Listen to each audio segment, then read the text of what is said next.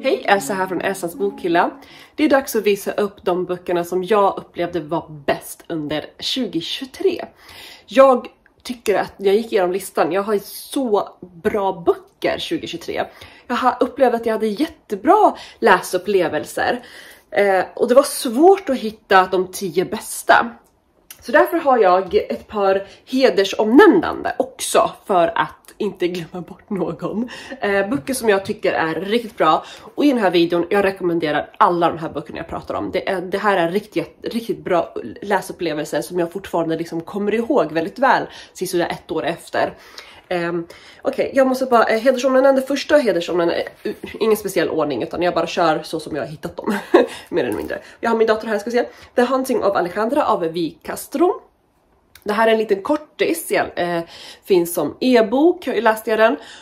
Och den var en skräck, sydamerikansk skräck. Det är Alejandra, hon är besatt, inte besatt, ja men hon har en slags demonaktig, spökeaktig som är besatt av henne och hennes blodlinje. Så man får följa med liksom bort tillbaka till 1500-talet, hennes liksom, hela den här kvinnliga röda tråden genom hennes förfädrar. Hur den här spöket och den här demonen har följt med henne. Det här är en bok om psykisk ohälsa. Det här är en bok om att liksom hitta sig själv, om att tro på sig själv men också att liksom satsa på sig själv. Jag älskade den, jag älskade den. Jag tyckte den var jättebra och att den var kort. Och lite så sydamerikansk kultur fick man också. I alla fall mysticism. Så jag älskade den. Jag tyckte den var så snygg den är också. En annan bok som jag verkligen rekommenderar är från en relativt ny favoritförfattare. Jag pratar om Stuart Turton och The Devil and the Dark Water. Jag älskade hans The Seven Death of Evelyn Hardcastle. Jag älskade den och jag älskar den här också. Den är så bra den här. Vi befinner oss på en båt där folk ännu än börjar dö.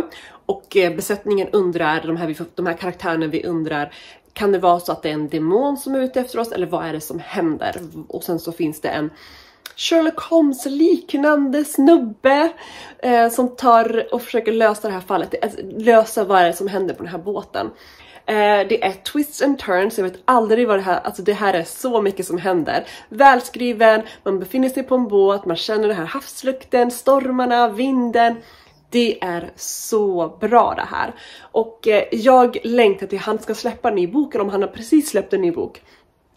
Han är så här, jag köpte den här och The Seven Death of Evelyn Hardcastle samtidigt utan att ha läst någonting, för att jag älskar premisserna jag bara känner att det här är en författare för mig. Rekommenderar den här jättemycket. 2023 var året då jag läste min allra första Donna Tartt. Det blev Den hemliga historien. Wow, vilken bok! Men vart är vi någonstans? Det är Richard, han har påbörjat en prestigefylld skola, han träffar vissa människor där. Och sen så handlar det liksom om deras vänskap, vad de får göra, vad de inte gör. Och deras mörka hemlighet. Och sen så får man följa en tegelscen. Så får man följa med det här för de här 2, 3, eller 4 är de kanske. 4 stycken ungdomarna när de hittar på lite shenanigans. Och välskriven. Otroligt bra miljöbeskrivningar. Och bara mindblowing. Jag gillar den här jättemycket. Den är så bra som alla säger att den är. Jag tycker att den är värd hypen om man säger så. Sen en bok som var med i listan på den här bokutmaningen jag hade, Goodreads Choice Award, där jag tog mig igenom hela listan av mystery thrillers. The Violin Conspiracy, Brandon Slocum kanske man uttalar det. Handen på hjärtat, jag tycker inte det här var en mystery thriller. Men gud vad den här var bra. Vi får följa med en fiolspelare, sån här. Och han är så bra, jätteduktig. Afroamerikan, så han får följa med honom. Man får följa med honom från barndomen, hur liksom alla de här hindrarna på grund av rasism, och det enda han vill är spela, och det finns en jättestor tävling som han vill vara med. En månad innan tävlingen så blir hans fiol stulen. Det visar sig att hans fiol också är typ värd, jag vet inte, $10 miljoner, något sånt där. Och det är väl mysteriet kring det, men det handlar inte så jättemycket om själva mysteriet, utan det handlar om hans kamp till att få spela. Så bra den är, jättebra. Okej, de 10 bästa böckerna nu då, nu kör vi. Utan någon speciell ordning, utan jag bara lägger dem, eller berättar om dem som jag skrivit ner dem. Den första boken jag vill prata om är en bok som jag köpte av ren slump på... vad blir det? Ja, som jag köpte på bokrean, bara så här chansade. Och det blev en sån hit. Jag pratar om The Pursuit of William Abbey av Claire North. Alltså det här är en fantastisk bok med en magisk realism spöktouch på det. William Abbey är en doktor. Han befinner sig i Sydafrika och så ser han en pojke bli lynchad av en vit mobb. Och mamman till den här svarta pojken som blir mördad förbannar honom. Så spöket av den här pojken följer med honom. Och får han tag på honom så dör han. Så han måste fly hela tiden. Och det är så bra. Så bra. Man får följa med. Den är så politisk liksom såhär. Den är så bra. Liksom, koreanismen. Alltså, jag måste läsa allt av North nu. Jag vet att hon har fler böcker. Jag vet att hon har en annan bok som jag verkligen vill läsa av henne också. Och den här var jättebra. Och jag blev så positivt överraskad också. Just för att det var en chansning. Och det var bara så bra. Rekommenderar jättemycket. Jag har hittat en ny favoritförfattare. Mariana Enriquez. 2022 läste jag hennes Vår del av natten. Full pladask. Än idag tänker jag på den. Än idag älskar den. Och jag rekommenderar den hela tiden. Det här skräck vi pratar om. Jag tog mig igenom hennes novellsamling The Danger, det vi förlorade i elden heter den. Och den finns på svenska, men jag läser den på engelska. Jag har den som e-bok på engelska. Korta noveller om sydamerikansk historia med touch av skräck. Alltså den här kvinnan kan skriva och hon kan sätta stämningen och du bara och älskar det. Starka kvinnliga karaktärer, politisk skarp liksom, och det är bara magi. Hon är magi för mig. Jag köpte en annan bok av henne, en annan novellsamling av henne under bokmässan som jag ska sluka i år. Jag älskar allt med den här kvinnan och jag älskar hennes berättelser. Novellsamling, vissa är bättre än andra, men helhet fantastisk. Sen vill jag prata om en trilogi som jag älskar. The Good Girl's Guide to Murder av Holly Jackson. Jag lägger första boken här, men jag menar hela serien. Alltså första boken, det den handlar om är ju att vi får följa med en tjej. Pip heter hon kanske. Pippa till och med.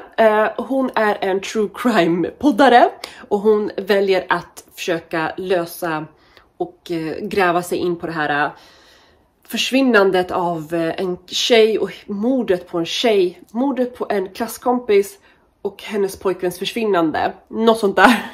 Hon börjar gräva sig in i det här och det ena leder till andra och det är så bra. Andra boken också riktigt bra. Tredje boken tar en vändning. En mörk vändning. Antingen så gillar man det eller så gillar man det inte. Jag gillar ju mörka böcker, jag gillar ju skräck, eller det är inget supernaturligt över det här, men jag gillar ju mörka böcker. Så att jag älskade den vändningen. Jag väntar lite på att jag ska glömma bort lite detaljer så att jag kan läsa om den här trilogin. Jag älskar den här trilogin, jag blev helt mindblown för att den är så välskriven, så väl komponerad. Och karaktärerna är otroligt intressanta, alltså, de är trovärdiga, det känns som att hon finns liksom, alla de här finns. Och så vad ska hända, och spännande, jag älskar den här trilogin. Jag älskar den och jag bara väntar på att få läsa om den. Så bra är den. Sen har vi en klassiker som jag tog upp, som jag haft väldigt länge och jag tänker att nu måste jag läsa den. Det är sån här alla måste läsa bok. Och jag blev så imponerad. Jag blev så här: wow, vad bra den här är. Animal Farm av George Orwell. Jag har läst hans 1984, tyckte den var jättebra. Men jag tycker Animal Farm är mycket bättre. Det är liksom satir. Det handlar om djuren på en gård som bara tar över. Det är väl grisarna som bara får alla andra djur och bara, nej men varför ska vi tjäna människorna för? Vi tar över och sen så leder det ena till det andra. De ska försöka få någon slags bättre värld, men det blir inte riktigt så. Så bra, så bra. Så himla bra. Bara, jag tyckte om satiren, jag tyckte om glimten i ögat, jag tyckte om de här pikarna om liksom diktatorer, hur dåligt det är och hur, ja men det här var så bra, politisk, skarp och jätte bra. Så det är en kortis, så det tog liksom snabbt att läsa den. Jag gillar den jättemycket. Sen har vi en bok som jag tog upp av ren, jag var på biblioteket, den låg framme och jag bara just det, den här har jag ju hört talas om, är så himla bra. Jag tar med mig den och föll pladask. Thornhill av Pam Smee, där vi får följa med 2 barn. En i nutid och en i dåtid. Ena berättelsen är skriven för liksom som kapitel. Och den andra är skriven som bara tecknat, liksom, bara bilder, i bilder bara. Jättebra kombination, väldigt häftig upplevelse att läsa den. Det handlar om en flicka som bor i bor hemma och har utsikt över Thornhill, som då förr i tiden var ett barnhem för flickor då. Och sen får man följa med dåtid hur det var på det här barnhemmet också, en av flickorna där. Så sorglig, så bra, och jag gillade den kombinationen. Det var liksom en häftig läsupplevelse. Att ena historien så läser man, den andra så läser man med ögonen. Jag tyckte det var jättebra helt enkelt. Och ja men den här boken var ju populär för ett par år sedan. Den fanns överallt och alla älskade den. Och jag sa att jag ska läsa den. Och sen så hittade jag den på biblioteket. Jag tog upp den och det blev en sån hit. Så det var väldigt kul. Jag rekommenderar den jättemycket verkligen. Sen har vi en världslitteratur som också kortis tog mig, var så här: wow, den här är så bra. Nu ska vi se om jag uttalar författaren rätt. Men det är Tålamod av Djali Amadou Amal. Man får följa med 3 kvinnor. Vi befinner oss i Kamerun i Afrika. Och 3 kvinnor som de lever i ett samhälle där männen styr. Och de här 3 kvinnorna har olika öden, men är i samma community. Men det är 3 olika stories som man får följa. Och de går in i varandra på ett sätt som också är väldigt skickligt skriven så. Och det är så bra hörni, jag vet inte hur jag ska, det är så bra, det är ögonöppnare, det är en kort bok, det går snabbt att läsa, det är så hjärtskärande, men också väldigt viktig bok, alltså otroligt viktig bok. Jag bara känner hur jag vill att alla ska läsa den, hur jag vill att vi ska prata om den här boken, den är så bra helt enkelt. Och de här 3 kvinnornas, men det är bara så bra helt enkelt. Jag blev så tagen och jag tänker fortfarande på de här kvinnorna och deras öden och deras liksom liv, hur det ser ut så. Varje månad så låter jag ju slumpen få välja en bok jag ska läsa ur min Goodreads att läsa-lista. Och A Very Large Expanse of Sea av Tahar Mafi blev någon månad utvald. Fick full poäng. Här får vi följa med en tjej. Vi befinner oss 2002.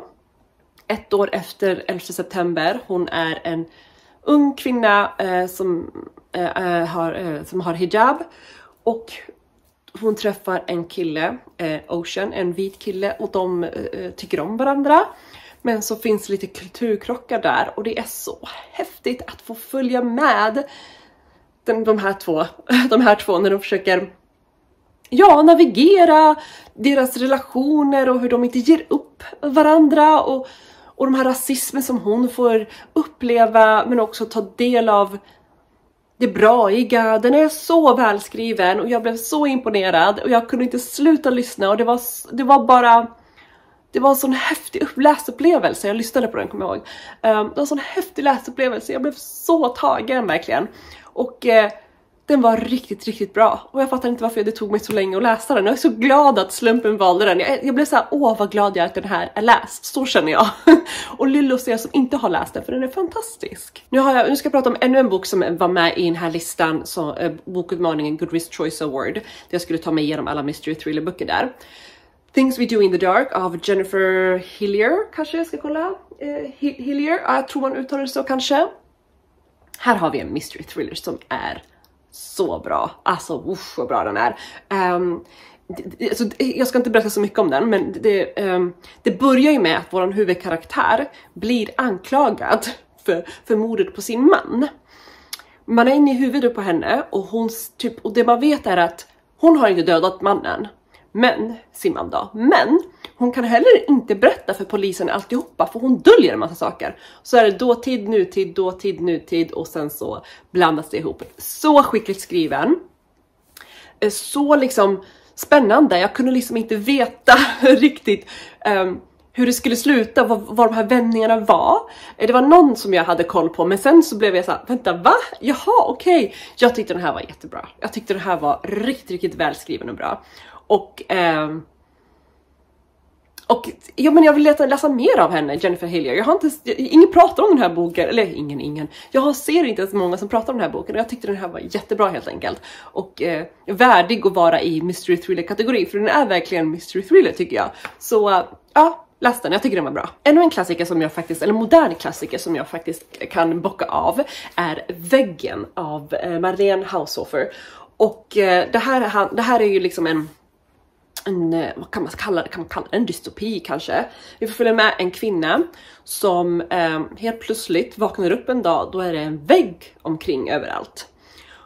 Och alla andra utanför väggen, den är tydligen genomskinlig den här väggen, är döda liksom. Men hon är där på den här rätta sidan av väggen. Och så har hon sällskap av en katt, en hund och en ko. Och så får man följa med hennes vardag. Hur hon liksom försöker överleva ensammast i hela världen. Jag vet att många tycker så här. Man måste nog ha rätt inställning när man går in i den här boken. Du ska veta att den är seg, att det inte är actionfyllt, att du inte får några svar, det är väldigt viktigt, du får inga svar. Och att det här är hennes redogörelse. Hon sitter och skriver om tiden hon har varit ensam och isolerad och hur hon har gjort, det är hennes vardagsliv liksom. Av någon anledning så upplever jag det här som en jättefin bok. Jag tycker om henne. Fascinerande att följa hur hon kämpar för sig själv och sina djur. Den är sorglig, den är välskriven. Och jag gick in i den här som att jag kommer inte få något svar. Den är väldigt seg, då vet jag det. Och det är inget mystiskt så här sci-fi-aktigt, utan jag kommer inte få veta någonting. Utan vi får följa med den här tjejen. Och jag följer med den här tjejen, kvinnan. Och jag gillade det jättemycket. Den var så bra och jag blev så positiv. Jag blev så här, åh vad bra att jag gillade den. Den gav mig så mycket och ja men hörni, det här var riktigt bra helt enkelt. Det var ensamhet, lite filosofisk och fantastisk. Sista boken jag vill prata om och jag tror inte att ni är förvånade, de som vet, ni vet. Grandmaster of Demonic Cultivation. I december så fick jag hela den här serien, typ i mitten av december. Det är 5 böcker, jag slukade dem allihopa. Jag vet inte, jag gjorde ingenting annat än bara sluka dem. Jag fick tillbaka läsglädjen på ett sätt som inte, det var, gud vilken härlig känsla det var. Samtidigt som boksmällan efter den här, det är inte att leka med. Alla 5 böcker slukade jag. Vi befinner oss i Ancient China och här har vi Wei Wuxian och det här är Lan Wangji och det här är deras kärlekshistoria. Det här kallas för Denmai. Det här är alltså hbtq-bok där 2 män blir kära. Och hela serien börjar med att Wei Wuxian är död men kommer tillbaka till livet igen och han ska försöka lösa sin egen, inte mordet på sig själv, men vad var det som hände, och sen så blir han dragen in i politiska, och sen har vi Lan Wangji och hans, det är dåtid, det är nutid. Den är så bra. Och så finns det en tv-serie som är baserad på den här som heter The Untamed, finns på Netflix. Se den, fantastiskt bra. Jag älskar det här. Jag älskar det här. Jag älskar allt med den här boken. Allt med den här serien. Så fantastisk. Jag har sett tv-serien 2 gånger och jag väntar några månader till innan jag ska sluka den här serien igen. Så bra är den. Japp. Så hörni, där har ni mina bästa böcker för 2023. Jag tycker att jag har haft en jättebra läsupplevelse. Vissa av de här böckerna som jag har pratat om har jag recensioner, jag har läsvloggar, jag länkar sånt nere i beskrivningen. Så om ni vill djupdyka i mina tankar om vad böckerna handlar om och vad jag tyckte, så har ni chansen där. Men vilka böcker vad tycker ni om de här böckerna? Håller ni med av vissa? Är det några som ni inte har talat om? Vill ni läsa dem? Jag vill höra allt ni tycker och tänker. Och så vill jag såklart veta, vad var er bästa böcker 2023? Vi hörs i kommentarsfältet. Vi syns nästa vecka. Då är det dags för de sämsta böckerna 2023.